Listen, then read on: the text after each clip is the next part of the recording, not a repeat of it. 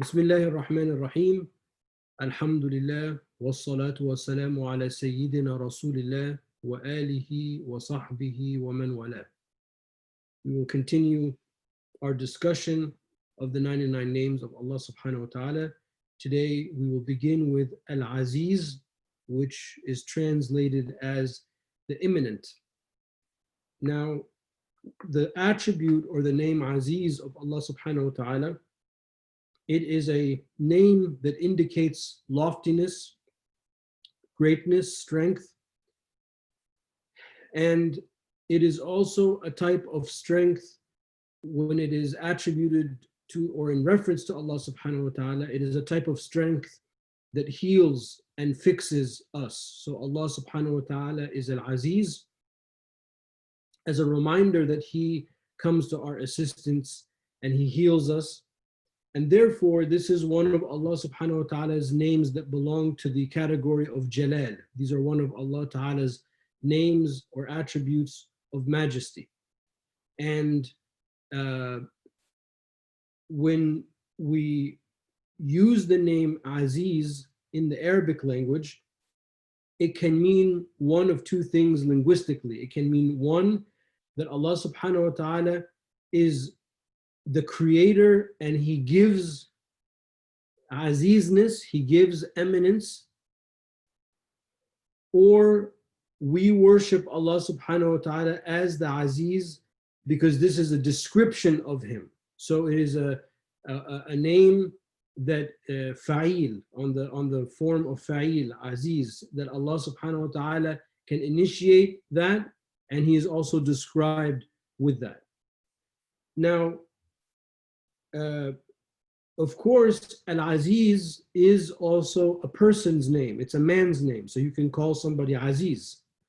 And when it comes to the human form or the human quality of the name, of course, this is a reminder for us not to be arrogant, because Allah subhanahu, or the Prophet sallallahu rather, said that nobody that has a mustard seed of arrogance will enter into the paradise.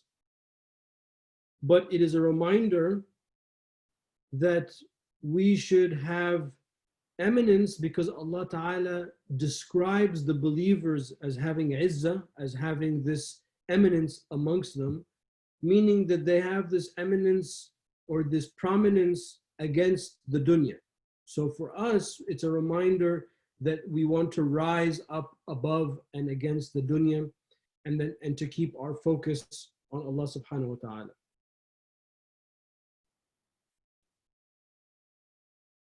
So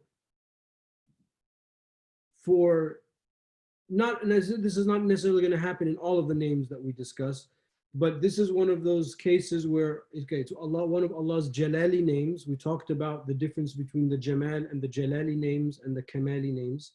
So this is a name that's clearly of the Jalal order, but there is a lesson in the name for us. So we have to have izzah, we have to have eminence and prominence, but not against other people, but rather against falsehood, so that we are self-sufficient in our worship, of Allah subhanahu wa ta'ala, in our dedication to the truth, in our dedication to the Prophet sallallahu alaihi wasallam, to the Sunnah, to the way of the Sunnah, etc. Therefore, we are not in need of other things. So this is where our izzah comes from that. And again, of course, the caution to be arrogance. And you know, arrogance is one of those things that it doesn't enter into anything except that it ruins it. So that's the 9th name, Al-Aziz. The 10th name is Al-Jabbar, and this is translated as the compeller. Al-Jabbar is one of the unique names that it combines there's a Jamali aspect to it and a Jalali aspect to it. On the outward, you would think that Al-Jabbar, the compeller, is Jalali. And that's usually how we would refer to the name, that Allah subhanahu wa ta'ala compels. Allah subhanahu wa ta'ala can compel somebody to do something. Allah subhanahu wa ta'ala compels or can break the back of the tyrant, can break the back of and compel the person that is not just, the person that has usurped power, the person that has wronged people, etc. In that understanding, it's obviously Jalali. But there's also a Jamali understanding of Al-Jabbar, that Allah subhanahu wa ta'ala compels and comes to the assistance of the person who is brokenhearted. So the person that is weak in front of Allah subhanahu wa ta'ala, the person that is oppressed, the person that has been debased, the person that has been humiliated, all of those type of experiences, Allah subhanahu wa ta'ala can manifest as Al-Jabbar, as the compeller, and can come and fix that condition and come to the assistance of that person. So this is one of those unique names in which we have a dual understanding, an understanding of the majestic meaning of the name, and also a meaning from the names of beauty. This idea that Allah subhanahu wa ta'ala is the compeller is also a name, maybe not exactly in that way, but that fear, that understanding that this is one of Allah subhanahu wa ta'ala's attributes, this is also a name that is shared amongst the Judeo-Christian tradition. So it's a name and it's a trait and it's an aspect that you will find in the history of religion, actually, not just the Judeo-Christian tradition, but any religion that is overtly theistic. You will find this concept that Allah subhanahu wa ta'ala, or God, is described as such. So this is a key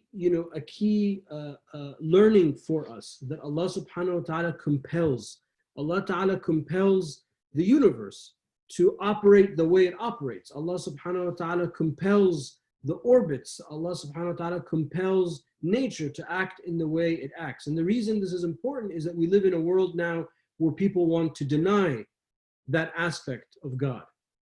And really, this whole series about the 99 names of Allah subhanahu wa ta'ala, I hope it will reconnect us with our proper belief in Allah subhanahu wa ta'ala. Because oftentimes we inherit certain phrases and idioms and concepts that are really antithetical to Islam. And in this case, they limit the power of God.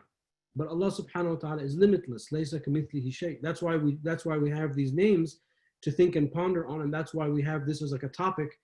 Every week I prepare for the class, I remember, I have another book in my library in which somebody commented on the 99 names of Allah. Just today I was like, I have another book, and I pulled them out, and I'm quickly making a little stack of all of the books of all of the different ulama from different time periods and different madhahib and all of that have taken this subject to talk about. That's how important it is.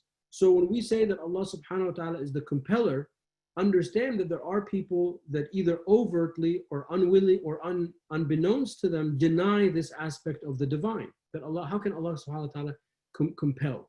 Well, Allah ta'ala is the creator. He has created all of this, and he can compel something to happen. Think of the story of Moses alayhi salam. And when Moses is found, and Pharaoh knows that Moses is a Hebrew, that Moses is from the Israelites. He knows this. And yet, and he knows, rationally, he knows that this boy will grow up and will have the ability to take revenge or to kill him, or in other words, rationally, it's a bad idea for Pharaoh to take Moses, but he takes him. He takes him in. When we look at that scene from the lens of the divine names, that's Al-Jabbar. Now Allah compelled the heart of Pharaoh to take Moses in. Okay, Moses was a baby, he was cute, and his wife said, we'll take him in. Okay, maybe you can understand that. How about when Musa alayhi salam grows up, is older, and he had that problem where he accidentally pushed a guy against the wall, and he died, and he's realizing now his identity. He's not an Egyptian, he's a Hebrew, And then Allah Ta'ala starts to give him this calling. When you read those verses, Fir'aun, when he addresses Musa alayhi salam, he addresses him as like a beloved son. You know, didn't we raise you? Weren't you in our house? You know, why would Fir'aun in the Quran, he had the power to kill by his eyesight. You know, he would just sit like this, and if he just looked at one of his guards a certain way, that guard would kill the person that was in front of him. That's the kind of power, earthly power, that Fir'aun had. He didn't need to have that dialogue with Musa alayhi salam. But when Moses comes and then Fir'aun is like, come on, you know, we raised you, you were in our house, and all of this kind of stuff, that shows us how Allah Ta'ala can compel somebody's heart. That Allah Ta'ala is over all of these things, over all of these abilities, and is able to act a certain way. So we see that in front of us. Since we've mentioned Musa alayhi salam, we also know, and I believe this is one of the things that Imam al-Ghazali writes in this section on this name, is he reminds us of the hadith in which the Prophet ﷺ, he said, if Moses were to come back now, he would have no choice but to follow me.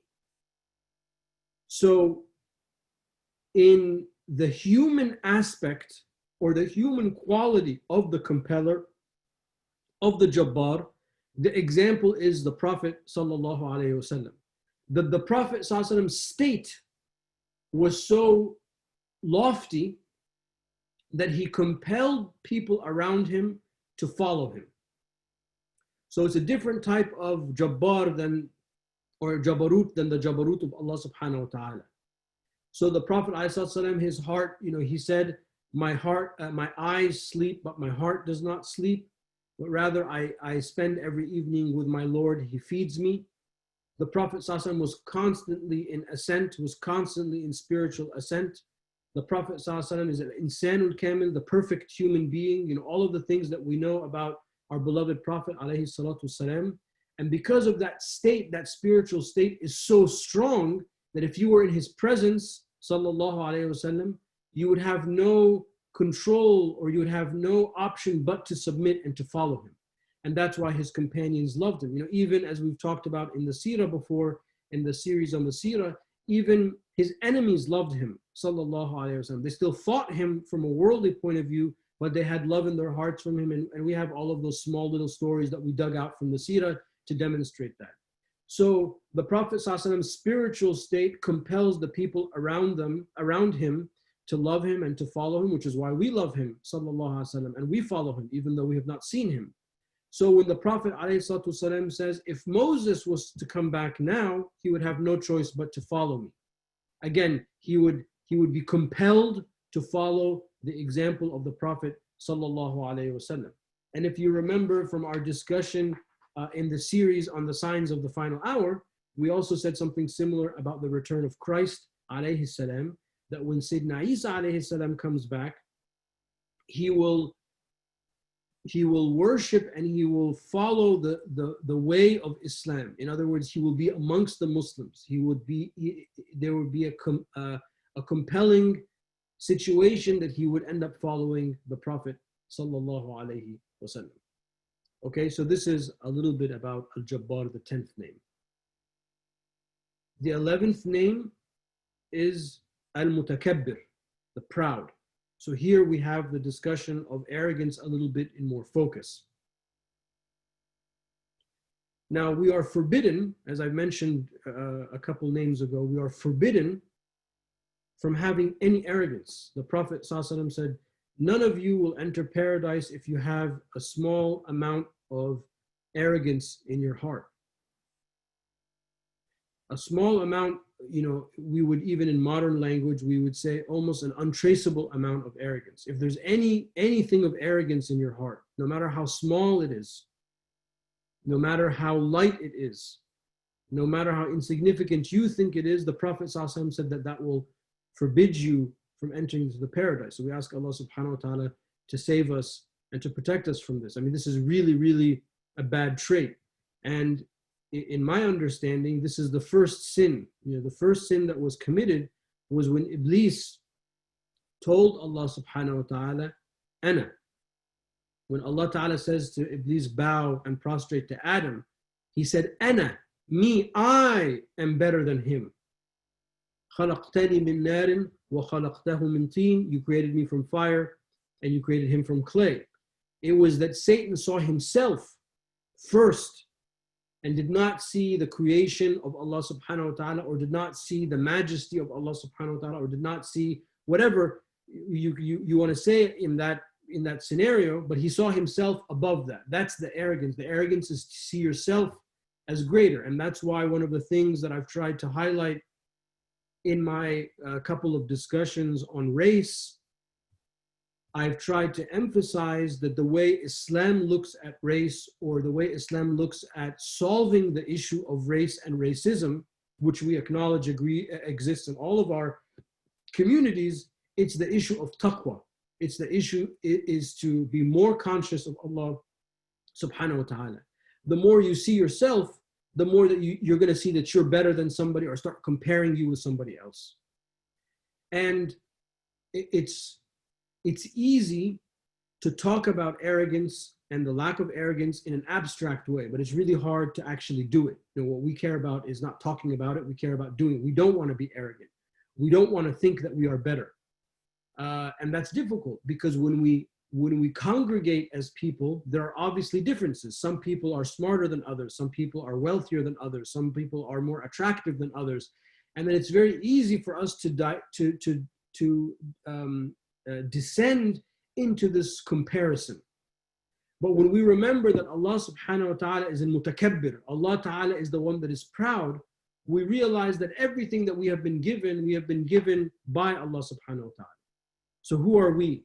Anything that I've been given intellectually, anything that I've been given as far as resources, anything that I've been given as far as physical attributes, all of these things have been gifts that Allah ta'ala has bestowed and continues to bestow on me. So I should say alhamdulillah, and I should use them for good, not for something bad. And we have a huge literature of sayings of the Salaf that talk about, think about, excuse me for mentioning this example, but I mean, it works. They're like, think about the fact that you have to use the bathroom and how disgusting that is.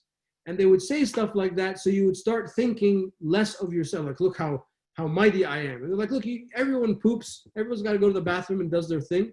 What makes you better than somebody else? And they'll write about that. The awliya, they write like that. They would say those type of things. Isn't that what Luqman says to his son? He says to his son, look at how you're walking. Look at how you're acting. Your father's just like everybody else. So the issue of arrogance is something that it just burns through your good deeds. And that's something that we want to work on. Only Allah Ta'ala has the right, or can reserve the right.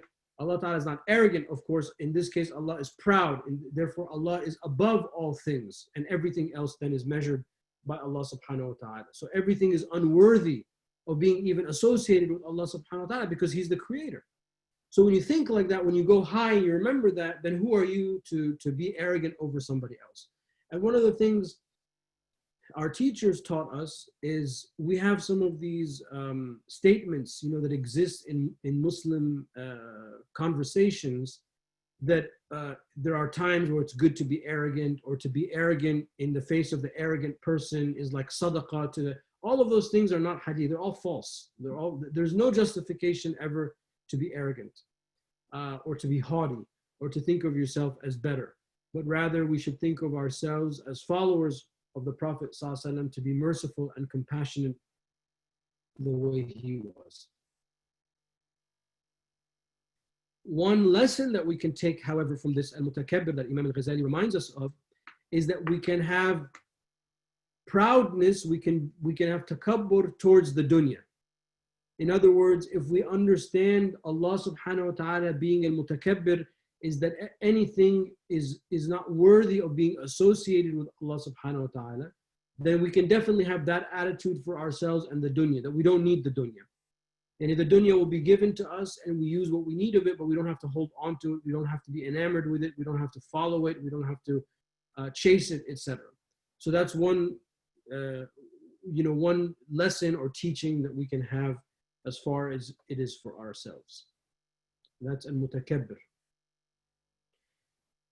Next, we have three names that we discussed together: the 12th, the 13th, and the 14th names, al-Khaliq, al-Bari, al-Musawwir, and that's how they're mentioned in, for example, at the end of Surah Al-Hashr in the Quran.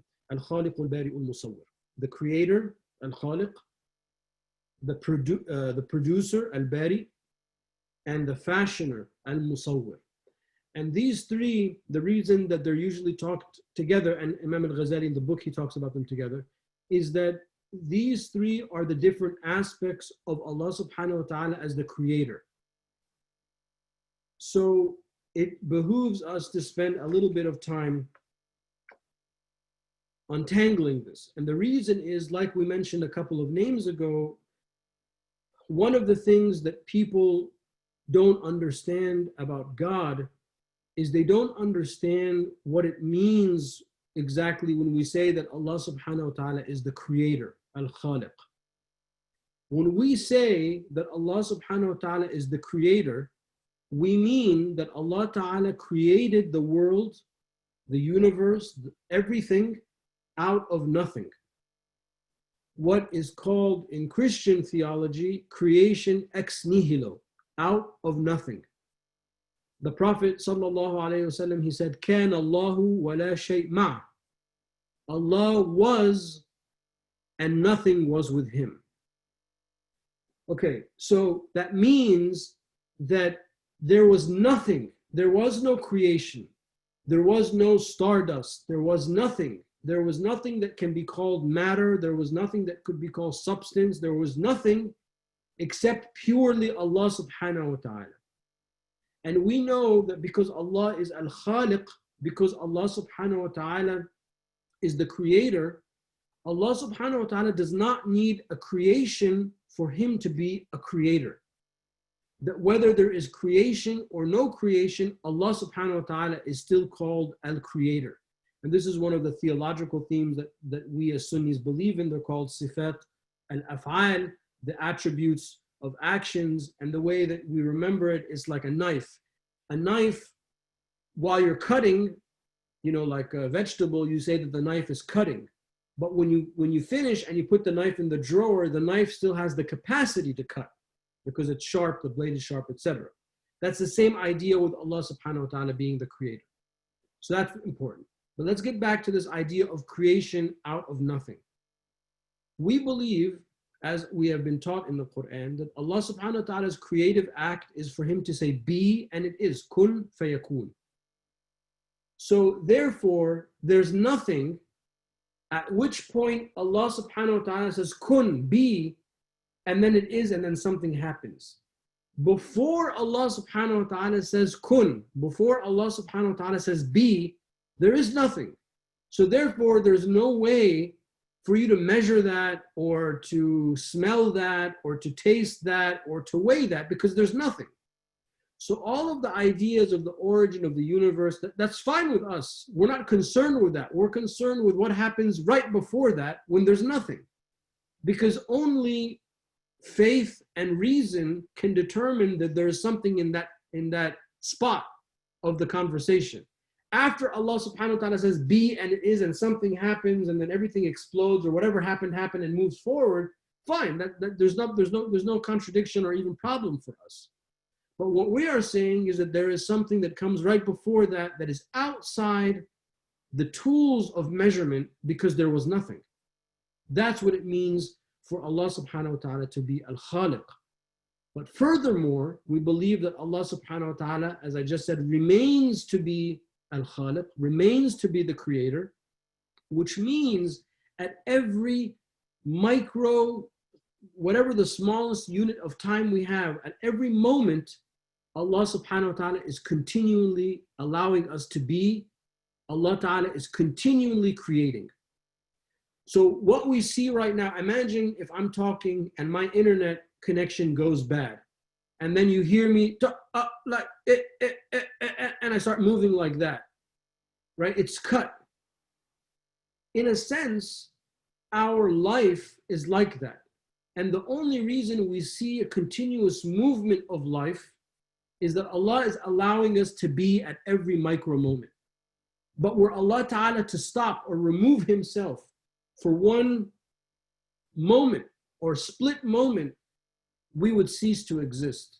Not that we would die, because if we died, we would still be a physical body and mass. I mean, we would cease to exist, we would perish. We would evaporate. We would be nothing. That's what it means when we say Allah is al-Khaliq. Allah is the creator. Allah created out of nothing. Allah continues to create. Allah is at every moment allowing us to be kun fayakun, be and it is, be and it is. And it is in this type of concept where I hope you can see this continuous,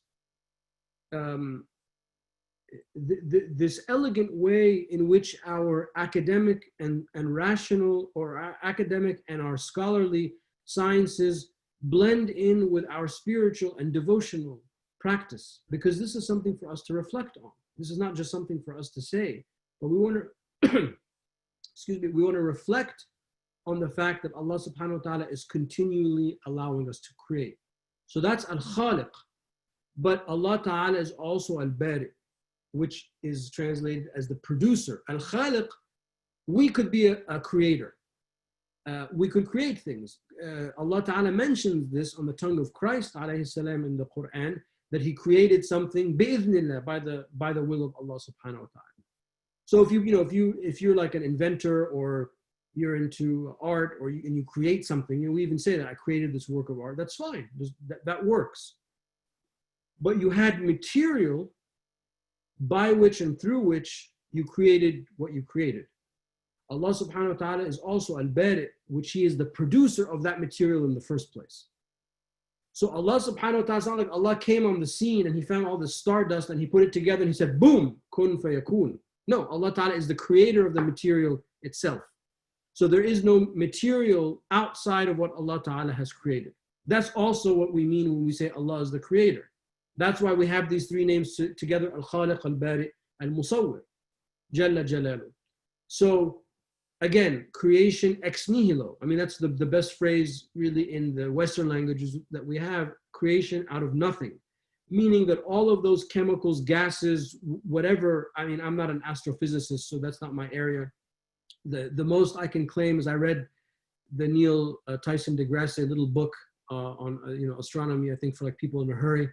And I actually got it in an airport and I was on a flight and I was in a hurry and I read it, and that's all I can really remember. But so I'm not trying to act and impress you that I know these things, but whatever that stuff is, in the beginning of creation, all we are saying is we are saying Allah Ta'ala created that stuff and set it into motion. And there's no way scientifically for you to prove that, because it's not a proposition of science, because there's no matter for you to determine and to observe, because Allah was and nothing was with him. And he is the one, Jalla Jalalu, that fashioned the substance itself, that put that stuff together, the material of the universe, and continues to build the material. But Allah Ta'ala is also Al-Musawwir. He is also the fashioner. And then we think, subhanallah, of the amount of plurality in the created world. And this is so interesting. People that don't believe, they see all of this plurality and they're like, look at all of this plurality. There's no God. It's all random. And we see all of that plurality and we say, subhanallah, kulla yawmin huwa fi sha'n. In every day and every moment, he is in a new form of creation, because he is al-Musawwir. He is the one that fashions and allows all of these different categories to exist, these different species and these different characteristics and these different traits. I mean, look at all of us. We're all human, but look, we all look different. None of us, can you imagine that? Nobody looks like you in the world.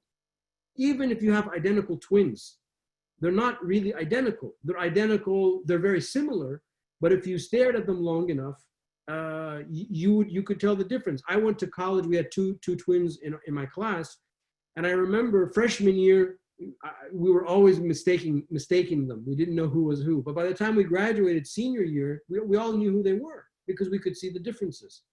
So we, as a believer, we see that and we say, subhanallah, Allah is al-Musawwir. Other people, they see that and they say, look, this is all random. And one of the reasons and I'm not saying I'm solving the problem of belief or disbelief, but one of the reasons is that people do not understand that when you say Allah is the creator, it's creation out of nothing, it's creation that's continual, but Allah is also the fashioner, the al-bari, Allah is also the musawwir. They're all of that's why we have these divine names and attributes, so we can understand the greatness of Allah subhanahu wa ta'ala and never fall prey to diminishing that which is absolute, which is Allah subhanahu wa ta'ala. So that is why we typically discuss these three names together, inshaAllah. Wallahu ta'ala a'la wa a'lam. Now, before you go ahead and drop the questions in the chat, but before I get to those, there was one question last week, which was about why 99 names, 100 minus one, like why that phraseology in the hadith, okay? So there are two answers that I could come up with. One is, one of the versions of the hadith is that the Prophet ﷺ said, Allah is odd, meaning he's one, and he loves odd numbers, you know, Allahu witr yuhibbul witr, and therefore it's an odd number. Even though we know from the beginning lecture that Allah Ta'ala has more than 99 names. But I found another interesting answer, which is not really my answer, but if you permit me just 2 minutes, I have another prop to show you about the 99 names of Allah subhanahu wa ta'ala. So there is a Egyptian calligrapher, Ahmed Mustafa, who lives in England, and I'm actually friends with his son-in-law. So I remembered when I got off the call that he has this idea. So if this is a cube, okay, that looks like the Kaaba, and I mean, you can't really see it because of the glare, but these are 10 little squares by 10 little squares. So these are 100 squares here, and written on each square is one of the 99 names. So it begins with Allah, and then Ar-Rahman Ar-Rahim, etc., etc. And at the last square, the 100th square, it says La ilaha illallah. Okay, so he's like into geometry and sacred geometry and things like that. You're a very fascinating guy. Let me lower this so I can, because I'm going to show you something now.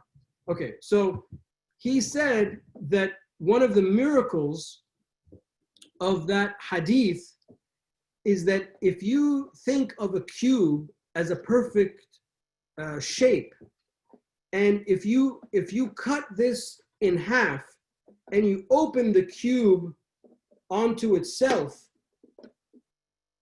and you counted all of the squares, they're exactly 99 squares. There can't be 100 like this. There's only 99. So his rationale for the reason, and then, you know, he sells, like, I got this as a gift from him, but maybe I can bring it into the mosque. But so he has a little website, and he talks about the geometry of this. That is, if I tried to explain it to you, I would butcher the math because I couldn't, you know, translate it. But the idea is that if you wanted to cut the cube in any way equally and expose the inside, there would only be 99 squares. And that's why the Prophet ﷺ said 100 minus 1, and he's like tying it into this sacred, you know, geometry. Allahu Alam. It's beautiful. It dazzles people. And why not? You know, Allah subhanahu wa ta'ala is great. We know that. Those are the two best answers. This one I think is better than my first one because I actually have a prop. So I've had this thing in my house for I don't know how many years, and this is the first time I knew there was going to be a reason one day why I have this. And subhanAllah, somebody asked the question, and there it is. Okay, does anybody have any questions about anything?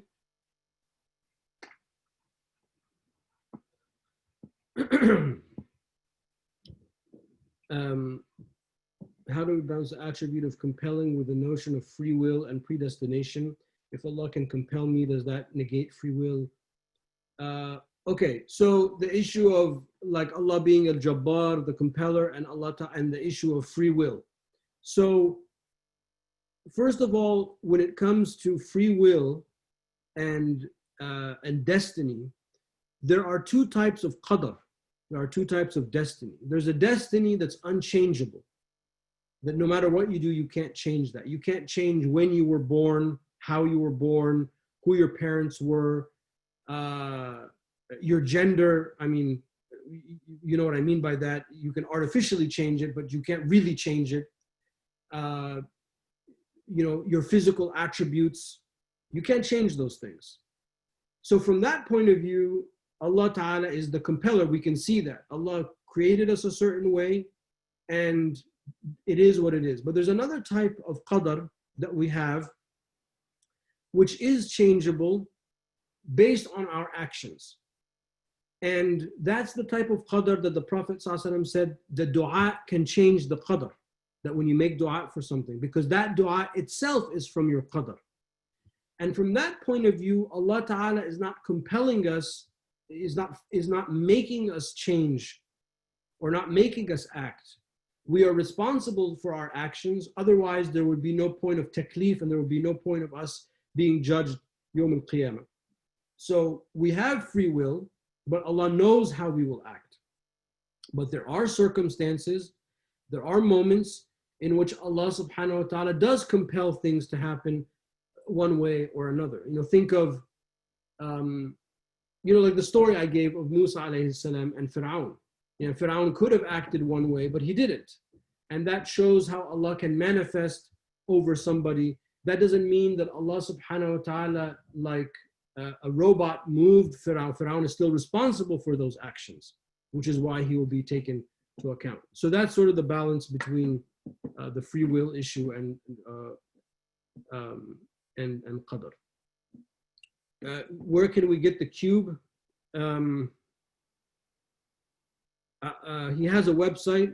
Let me see if I can remember it.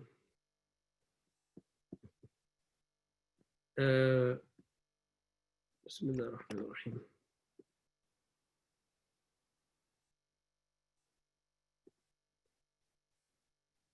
Just give me a second to look really quickly. Yeah, I'm not going to remember it. There's a website where you can order it.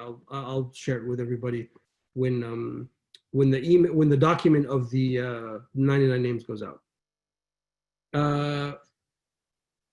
Which surah has the most names of Allah subhanahu wa ta'ala? I don't know that. I don't know that question. I'd have to look that up. Out of the 99 names of Allah, the great philosopher and poet, Dr. Iqbal, mentions 4 qualities that are essential to be a Muslim: Qahhar, Ghaffar, Quddus, Jabarut. My philosophical viewpoint about this: Qahhar, Ghaffar, Quddus, Jabarut. I mean, sure, that's one way of arguing it. That there are qualities; those are qualities that are universal. Some of the names are like extensions of other names. So there are, even in the 99 names, there are some names that are foundational names, you can say, and then there are ones that are underneath them. So that's true. So those 4, Qahhar, Ghaffar, Quddus, Jabarut, you know, that exists.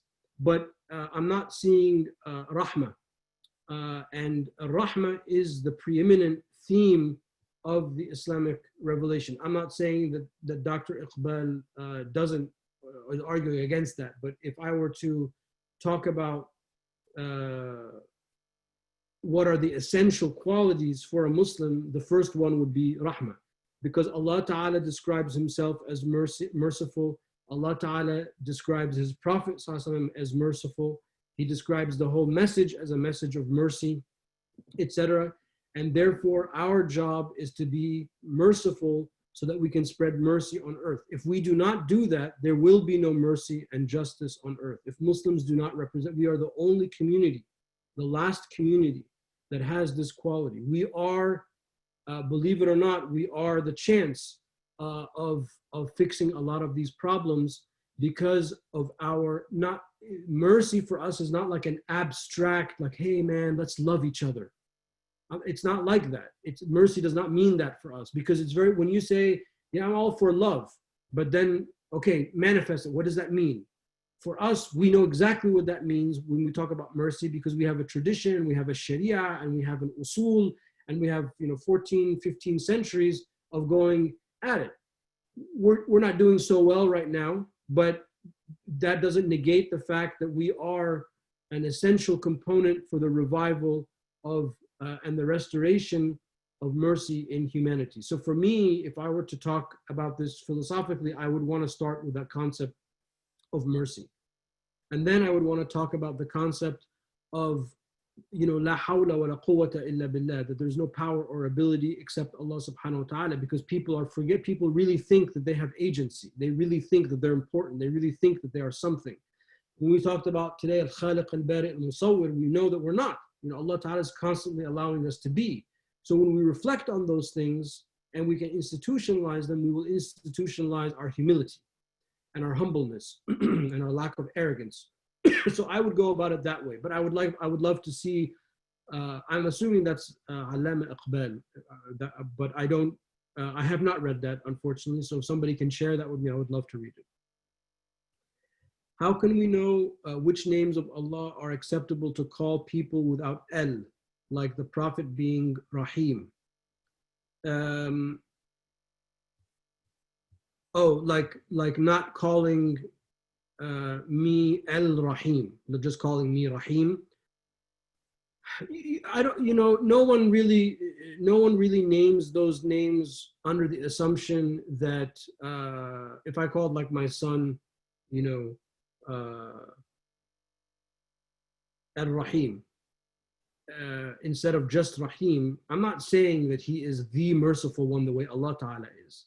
I'm just, making him distinct with Al. So I think a lot of this comes down to culture and experience. And the Muslims have never had a problem with disbelief, with shirk or association. And this is one of the promises of the Prophet Sallallahu Alaihi Wasallam. So I think that would be okay. If not the most appropriate thing, I think that would be okay. I think I missed one. Define Jabarut. Al-Jabbar is one of Allah's Jalali names. I think we'll take it next week. So let's talk about that next week. Al-Jabbar. Does the quality of Ghaffar cover mercy as well? Yeah, Allah is Al-Ghaffar, is the most forgiving. Allah Ta'ala tells us, fa'afu wasfahu, forgive and let go. The Prophet ﷺ, when he went into Mecca at the conquest, he said, "Idhabu fa antum at-tulaqa," you go, you are free. So yeah, Ghaffar, but again, Rahmah, the word itself, mercy, Rahmah, it's so profuse throughout our literature.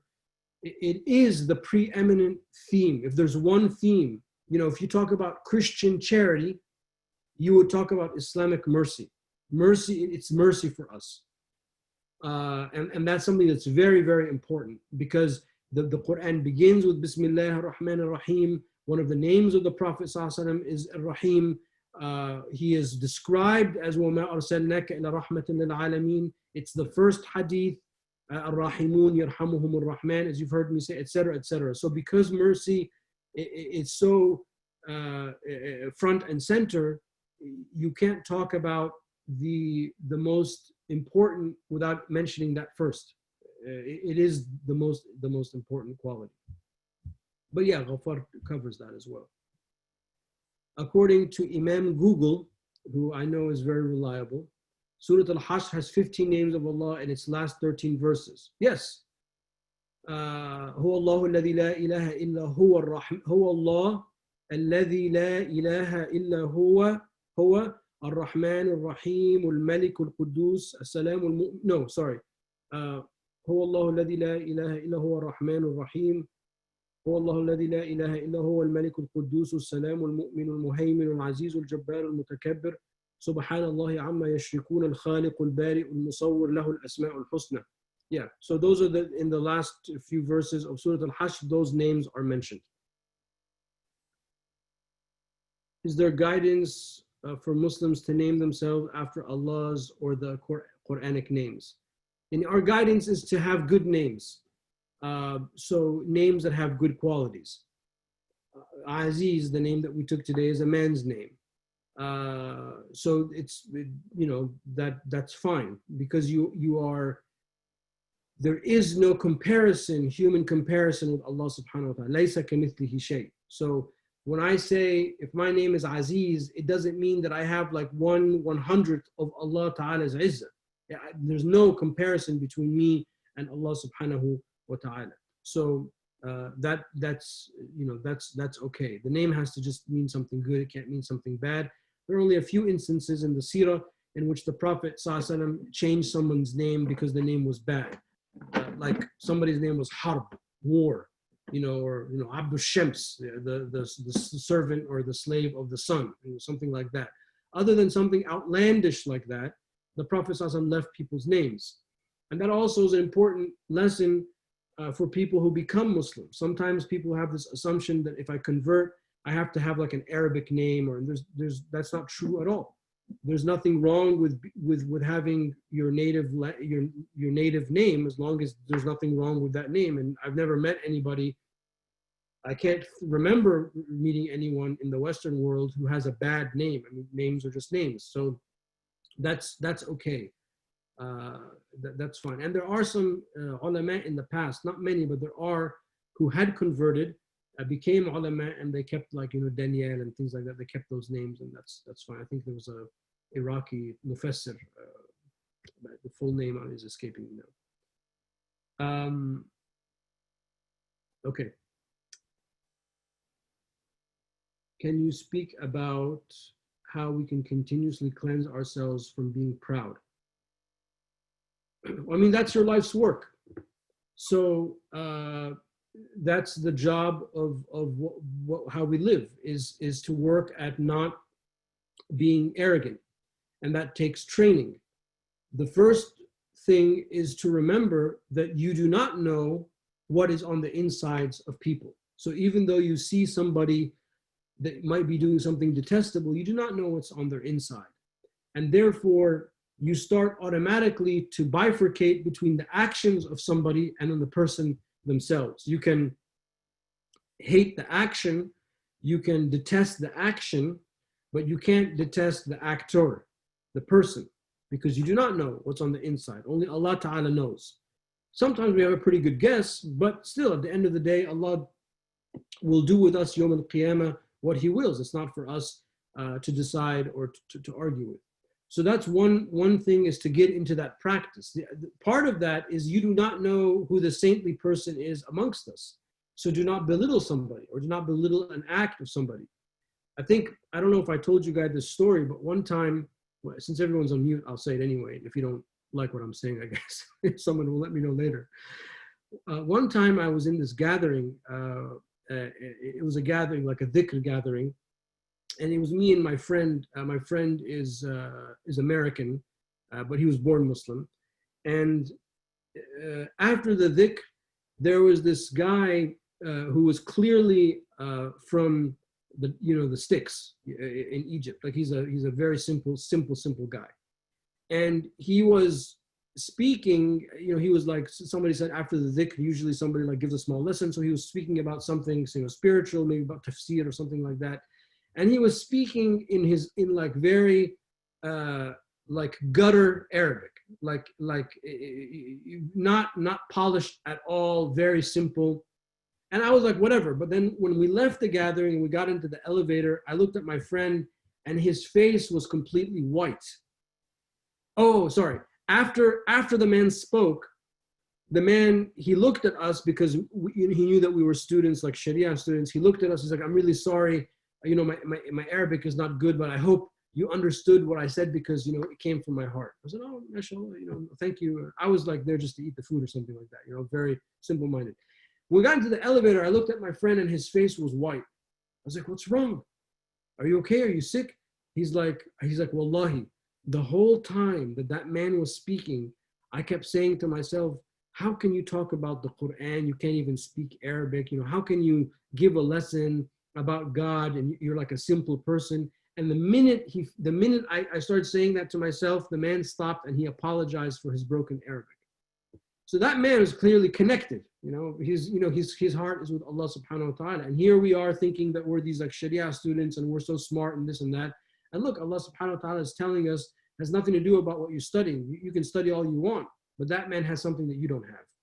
Allah, the Prophet ﷺ, he said, Abu Bakr is not advanced amongst you because of his prayer and his fasting, but because of something in his heart. So we do not know who the saintly person is amongst us. So therefore we should not go around judging people by the way that they look or by what they say or anything like that, because everyone is under Allah Ta'ala's protection. Everyone is, if you see somebody breathing, that means Allah is allowing them to breathe. That means Allah wants them to be there. So therefore that is a sign of Allah's mercy. Inna rahmati wasi'at kulla shay. Allah Ta'ala says in the Quran, my mercy touches everything, even the sinner, even the evildoer, even the wrongdoer. Allah's mercy is on that person because they're standing, they're breathing. That means Allah's mercy has descended. So when you start to think like that, you start to be able to bifurcate this issue of like, okay, I'm not gonna be arrogant. I will talk about the actions, and then you learn to speak about abstract things. You don't talk about, this person by name and that person by name, etc., etc. So it's a long process, but that's how you can begin, inshallah. We all need to do that. Shouldn't we always use adab before any name of Allah to call people? My understanding, only Allah has that quality of his name, and his creations can only be abd of that name. So again, about naming people, I think the question is, there are certain names, like you can't call your child Allah, obviously, or Rahman, but you could be Abdul Rahman, you can be the servant of Rahman, you can be Abdullah, the name, etc. So those are just things that are known in the Arabic language, and names that we've inherited. So those names are fine. There's nothing wrong with that. I did hear of a story once. A guy, I think he left India and he went to the UK, and his name was like Abdullah, I think, like his last name or something like that. But the immigration people messed up, so they made his first name like Abd and his last name Allah. So he would answer, and I think he was like a secular guy. So he would answer the phone like Allah speaking.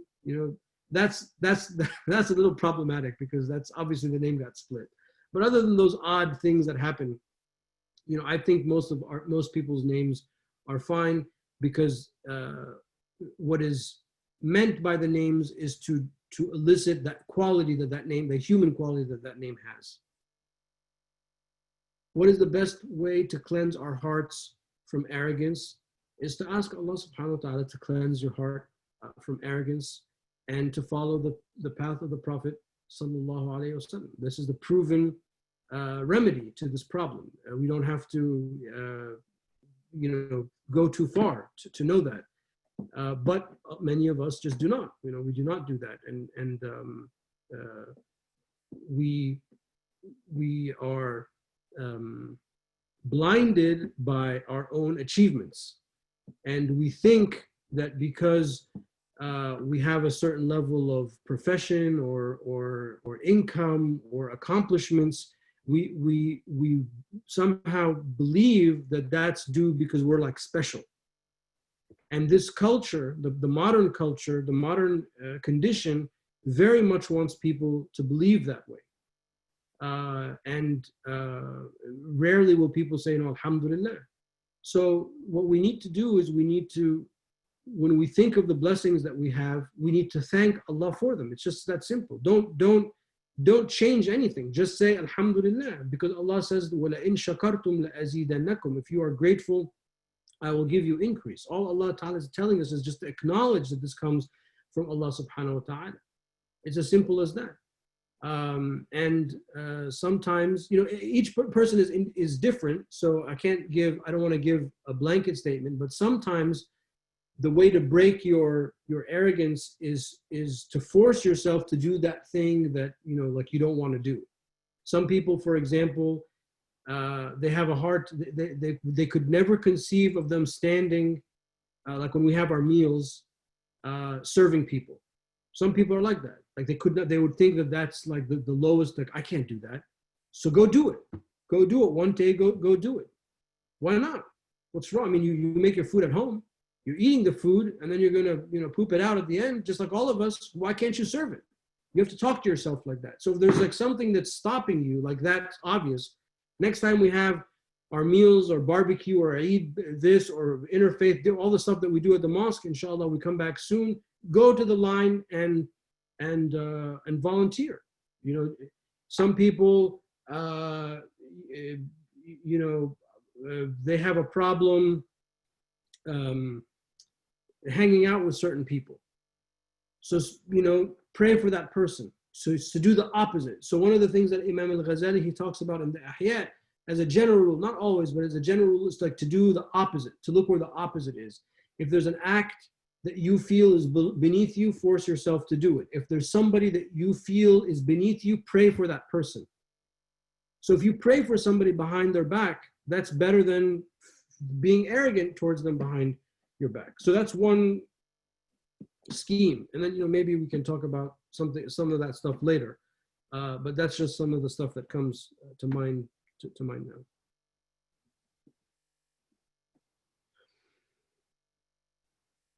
Anything else? I think Maghrib is really around the corner. But are there any other issues?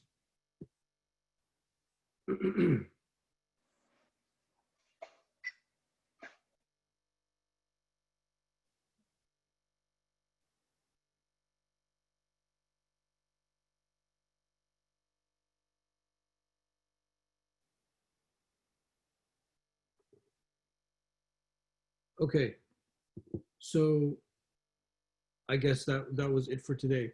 We'll continue our discussion. Inshallah, next week we ask Allah subhanahu wa ta'ala to bless us with what we have learned, and may we have a clear understanding of our Creator, and may we be cleansed through these beautiful names and beautiful attributes of Allah subhanahu wa ta'ala. We ask Allah ta'ala to humble us and to give us strength in our humility and to enliven our hearts with the sunnah of the Prophet sallallahu alayhi wa alihi wa sallam. Allahumma salli afdala salatin ala as'adi makhluqatika sayyidina Muhammadin wa ala آله وصحبه وسلم عدد معلوماتك ومداد كلماتك كلما ذكرك الذاكرون وغفل عن ذكره الغافلون.